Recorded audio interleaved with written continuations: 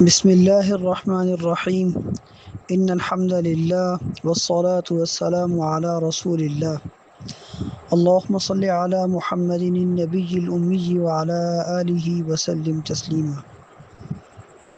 قال رسول اللہ صلی اللہ علیہ وسلم عندما یأتی رمضان فتحت ابواب الجنہ وغلقت ابواب النار وصفدت الشیاطین او کما قال علیہ الصلاۃ والسلام۔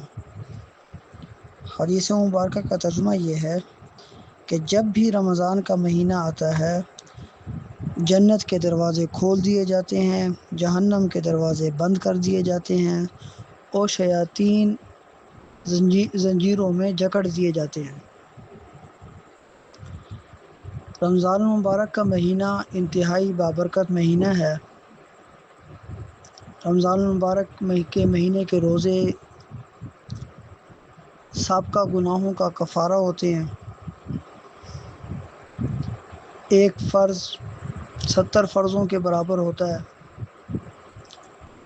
اسی طرح کہ نوافل فرائض کے درجے میں آ جاتے ہیں، تو ہر چیز کا اجر اللہ پاک بڑھا دیتے ہیں۔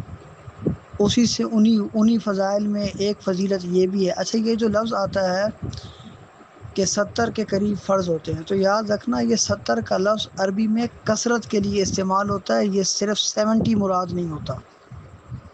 کوئی ہم یہ سمجھے کہ اس سے مراد جو 70 کا ہنس ہے وہ مراد ہے۔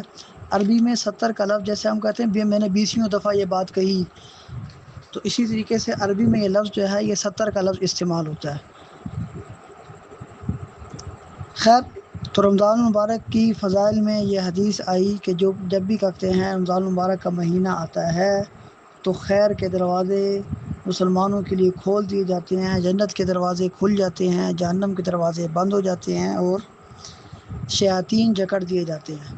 تو جن گناہوں کی طرف عام طور پر انسان جاتا ہے رمضان المبارک میں، کیونکہ سرکش شیاطین جکڑ دیے جاتے ہیں، تو انسان کی پہنچ وہاں ان گناہوں تک نہیں ہوتی اور نیکی کا ایک عام ماحول ہوتا ہے، تو اس ماحول میں ہر شخص کے لیے عبادات میں شریک ہونا بڑا آسان ہو جاتا ہے۔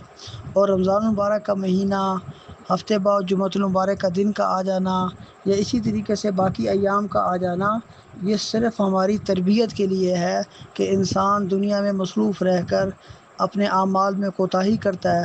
تو یہ رمضان المبارک کا مہینہ یہ ٹریننگ سیشن ہوتا ہے کہ آپ اس میں دوبارہ اپنی زندگی کا پورا جو نظم و ضبط ہے اس کے حساب سے زندگی گزاریں۔ جو اسلامی عقائد ہیں، فرائض، واجبات، نماز پڑھنی ہے، روزہ رکھنا ہے، باقی معمول تلاوت و قرآن پاک ہے، ان تمام میں انسان وہ اچھے طریقے سے شریک ہو جاتا ہے۔ تو یہ تربیت کے لیے ہے، سال بعد ایک مہینہ ہے، اس کی قدر کرنی چاہیے۔ اللہ پاک مجھے بھی آپ کو عمل کرنے کی توفیق عطا فرمائے۔ اللہم صل علی محمد النبی الامی وعلی آلہ وسلم تسلیما۔